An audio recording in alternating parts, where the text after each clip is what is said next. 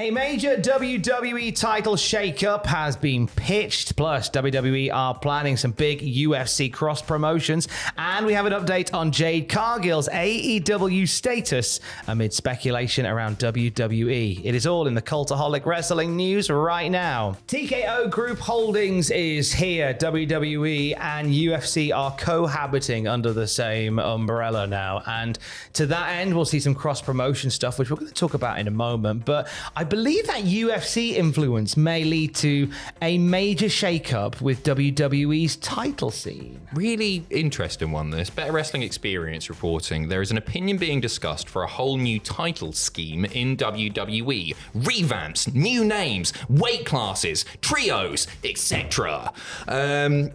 BWE emphasised that nothing's confirmed, there are discussions at the moment.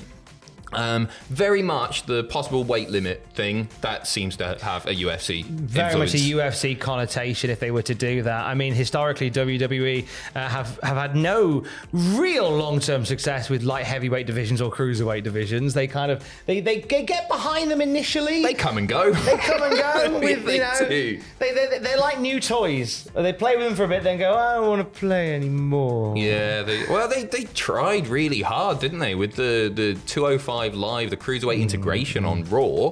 One of those main events didn't it? It's very true. It's Pac very versus, true. Was it Enzo? I don't Pac know. and Enzo. Go on.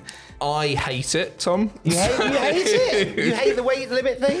The weight limit thing, it doesn't bother me. I've got no hope in them pushing a light heavyweight division or the super heavyweight division at all. I don't think that would be a long-term success. New names, whatever. Trios. I don't want to see trios titles in WWE because I think the trios titles... In any promotion, they don't do anything for me personally. Personal opinion, right? They can be hit or miss, kind of trios title. I think AEW has been all right. Yeah, it's not been amazing or anything.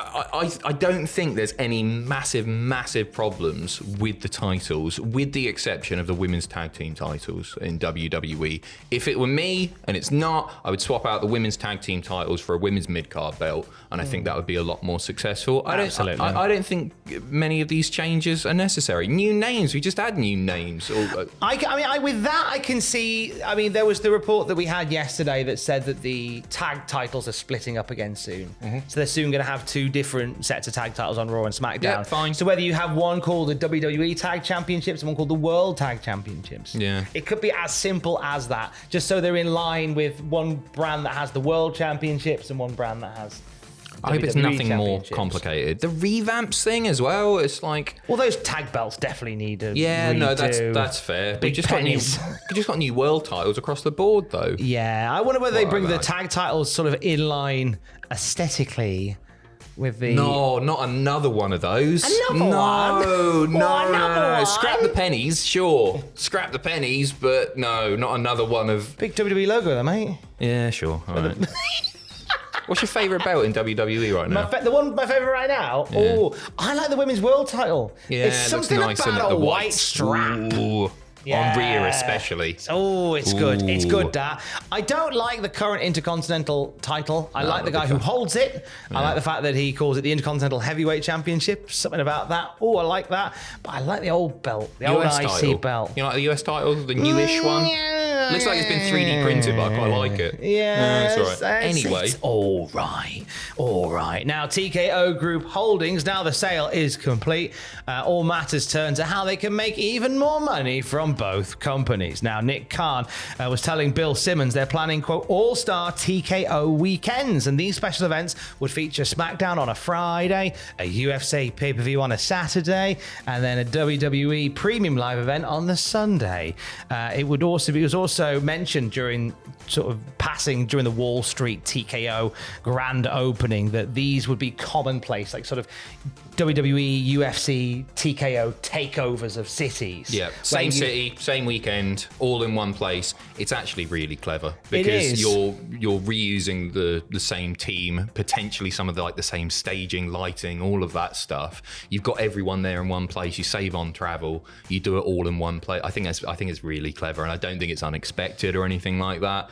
If you're a combat sports fan, that's a busy weekend for you. If you like wrestling as well, but I think that's cool, and I think we're going to see some very, very big gates as part of this. I think the potential for crossover with MMA has never potentially been. What's this? The big gate. Oh, it's good. It's good. Why don't you call over it and go away? I don't think the crossover has ever been properly utilised. No, it hasn't. And they've tried, obviously. They've done MMA influenced things and there's been crossover. But I think this is a massive game changer. And I think more MMA fans are going to get into wrestling and vice versa. Do you want to mention as well from that Bill Simmons interview, one of my favourite parts of that is when they're talking about Stephanie McMahon possibly coming back, and Bill Simmons goes, hey, maybe she could marry Test again. To which Nick Khan had to very awkwardly say, Test died some years ago. At least Nick Khan knew. I was worried he wouldn't know. That surprises me, actually. Yeah. Oh, I like that. I like that he knows who's dead. If there's one thing I love about Nick Khan is he doesn't half know who's dead. Right, okay. I didn't mean it like that. I just didn't know if he's a wrestling Andrew fan. Martin, who did not die. Right.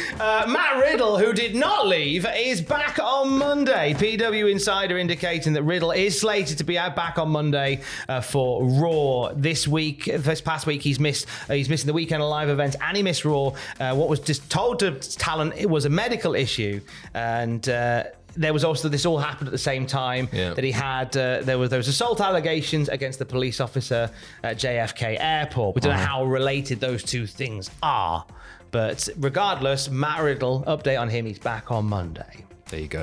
Edge update. Reported by PW Insider earlier in the week that Edge had been removed from the internal WWE roster, with many backstage thinking that an AE debut is pretty damn likely at this point, maybe on the horizon. In an update, he has indeed been moved from the main roster, but has been added to the miscellaneous talent list, comprising of names currently inactive, such as Big E, Steve Austin, Titus O'Neil, what a trio that is, and others. So this doesn't suggest that there's going to be an in-ring comeback, but it does suggest that he's still on the books in WWE, because if he wasn't, if they didn't have some sort of connection there where they might be able to use him in some capacity, he wouldn't be listed on that page, would he? Don't get the miscellaneous internal list twisted with the online alumni list, because obviously there's alumni who are elsewhere. But that listing is internal for people who aren't really on active or inactive. They're just sort of there. Yes. You can call upon them as and when, I guess. Like you can cherry pick them. But the Edge going to AEW thing, there's still some possibilities there if that might happen. That could happen. I was intrigued how some people have tied in Edge possibly turning up in AEW with this lady leaving for WWE.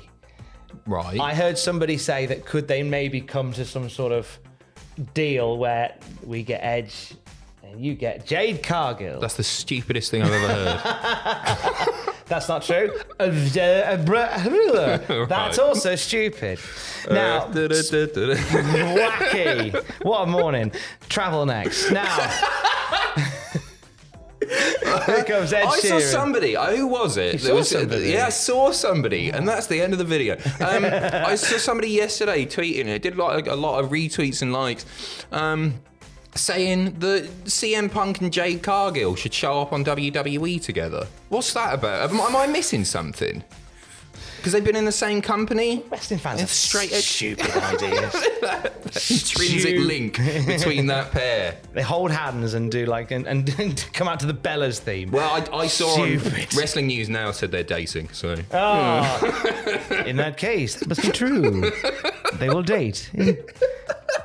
Could it be true that Jade Cargill is coming to WWE? Let's find out. PW Insider, speaking with AEW sources, say that the current AEW deal for Jade expires and could expire as soon as this week. And there were discussions about Cargill possibly staying, but nothing was ever agreed to. She's not currently slated for any other AEW appearances, and she'll be free to sign elsewhere when the deal expires. Interestingly, when she had the match with Kris Statlander, you'll see it tonight on Rampage.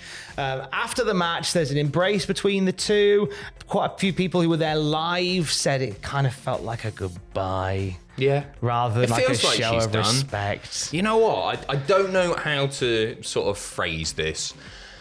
I think she reeks of WWE. Yes. More so, and I don't know what it is. I can't put that into words. But if I saw her, it sounds daft, doesn't it? Do you get what I mean? Get it. If you saw her on a poster, you didn't know. I go, oh, she's in WWE. There's She's something feel about her. AEW. She did. I don't know what it is. Yeah, I think she's going to be a strong fit there. And Fightful are saying that some top WWE superstars have heard that she will be a fit there, and she's heading to the company as early. Some people were hearing that as early as last week that she was on her way in. There was a big topic of discussion backstage at Raw on Monday night about Cargill popping by. They are going to say we haven't heard why specifically Jade Cargill is looking to make the move. One source indicated that it isn't financially motivated, but you've got to agree that Jade Cargill has whacked a few zeros on that initial offer that they made her all those years ago before she debuted in AEW. I know that she's not the strongest in the ring. She's got a lot better. I think she's going to be worth every penny. And you know what? I really want to see Cargill versus Ripley.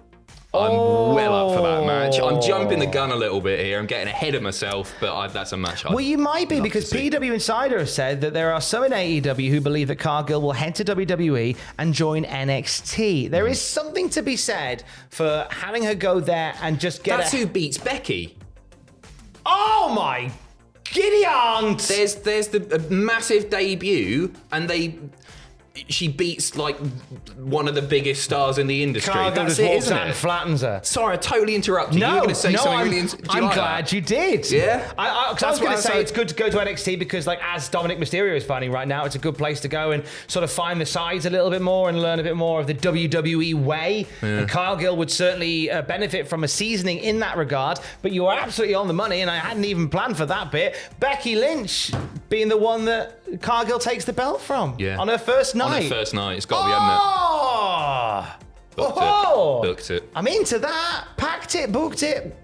Here we go. Garlic bread. Garlic bread. Let's do catchphrases, Dom. Hey, not guilty. That's my catchphrase. You'll get nothing for a penny. Not in this game. Big fences. Not guilty. What? Most light entertainers from the 90s. Their catchphrase has become not guilty. You watch them on a Tuesday, you know that's the case. I do, yeah. We will end this. We'll end this by dispelling a major myth about Cultaholic, and I think it's one that we definitely should address. All right, where's this going? Oh, it's real. Actually a fence. I've had several messages this week, people saying, why'd you choose that as your CG background? And it's not a CG background. It costs $2,000. It costs $2,000. Look, see, there he is. There's the big lad right there. Messing with the edits. There he is. Take your trousers off behind there. Go on. Get it out. Get it out. No, don't. We'll get banned. But there you go. You're welcome. We'll have more wrestling news throughout the day, of course, at cultaholic.com. Stay safe. Love you. Bye.